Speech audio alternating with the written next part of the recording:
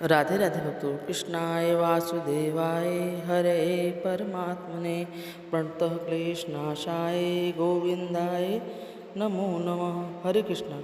आप सभी का दिन शुभ हो। हिंदू धर्म में एकादशी व्रत का विशेष स्थान है और जब बात पुत्रदा एकादशी की हो तो इसका महत्व और भी बढ़ जाता है। इस व्रत को साल में 2 बार रखा जाता है, पहली बार श्रावण मास में और दूसरी बार पौष मास में। श्रावण मास में पड़ने वाली पुत्रदा एकादशी का व्रत इस बार अगस्त के महीने में रखा जाएगा, जबकि पौष माह की पुत्रदा एकादशी का व्रत इस बार 13 दिसंबर दिन बुधवार को रखा जाएगा।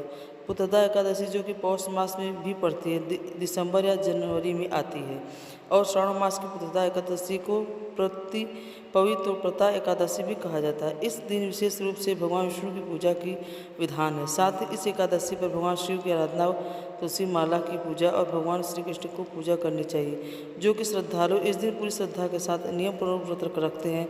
दशमी से लेकर द्वादशी तक नियमों का पालन करते हैं। अगर उन्हें संतान सुख की कामना है तो उन्हें संतान सुख की प्राप्ति होती है। पारिवारिक जीवन में खुशियाँ चाहते हो तो या जीवन के कष्टों से मुक्ति पाना चाहते हो तो उनकी मनोकामना पूर्ण होती है। और यह व्रत विशेष रूप से उन दंपतियों के लिए अत्यंत फलदायी माना जाता है जो कि संतान प्राप्ति की कामना रखते हैं। शास्त्रों में वर्णन मिलता है, न करोति विधाने पवित्रोपणम तुय साबरी पूजा निष्फलाम मुनि सत्तम। अर्थात हे मुनि श्रेष्ठ, जो मनुष्य विधान पर श्री प्रभु को अर्थात पवित्र नहीं ठहराता है उसकी वार्षिकी सेवा निष्फल हो जाती है। पवित्र उत्पन्नता एकादशी के दिन श्री कृष्ण का बलराम मंदिर में विशेष श्रद्धा के साथ पूजन पाठ की जाती है। मंदिर के देवता श्री राधा श्याम सुंदर, श्री कृष्ण बलराम और गौरा निताई को पवित्र धागों से बनी पवित्र मालाओं से सजाया जाता है और 360 तार वाले धागे को केसर में रंग के पवित्र रूप में लड्डू गोपाल जी को भी अर्पण किया जाता है।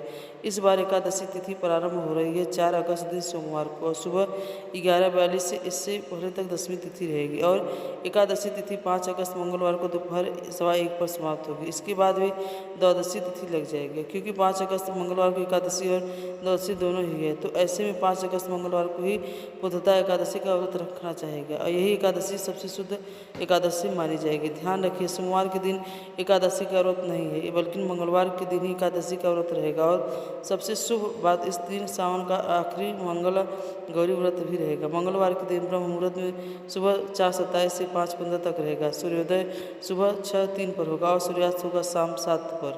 प्रातःकाल पूजा मुहूर्त रहेगा सुबह 4:41 से 5:45 तक।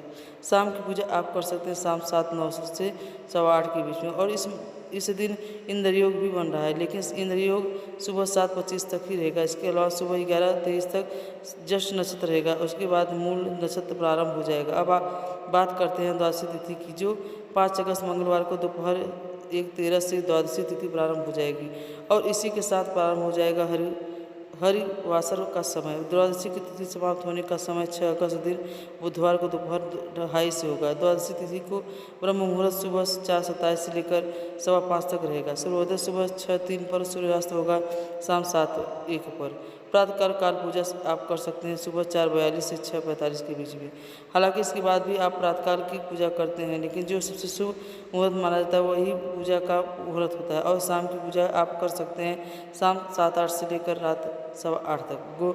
गोधूली मुहूर्त रहेगा शाम 8 से 7:30 तक। राहु काल दोपहर 12 बजे तक, लेकिन 1:30 बजे तक रहेगा। और इस दिन अमृत काल का सुबह 7:14 से 7:57 तक रहेगा। यदि आप सुबह पहली मुहूर्त की पूजा ना कर पाएँ तो अमृत काल में पूजा कर सकते हैं। हरिवासर का समय 5 अगस्त मंगलवार को ही यानी एकादशी व्रत के दिन ही शाम 6:30 तक समाप्त हो जाएगा और 6 अगस्त दिन बुधवार को एकादशी व्रत खोलने का यानी व्रत प्रारंभ करने का शुभ मुहूर्त रहने वाला है सुबह 5:45 से लेकर 8:26 तक। ध्यान रखिएगा, व्रत का पालन करके ही आपको इस शुभ मुहूर्त के अंदर कर लेना है। इसके बाद पारण करने का कोई मुहूर्त आपको प्राप्त नहीं होगा। यह भी आज ही वीडियो अगर अच्छी लगी हो तो हमें कमेंट करके ज़रूर बताइएगा और लाइक शेयर करिएगा। राधे राधे। हर हर महादेव। श्री कृष्ण गोविंदाय हरे परमात्मने प्रणतः क्लेशनाशाय गोविंदाय नमो नमः।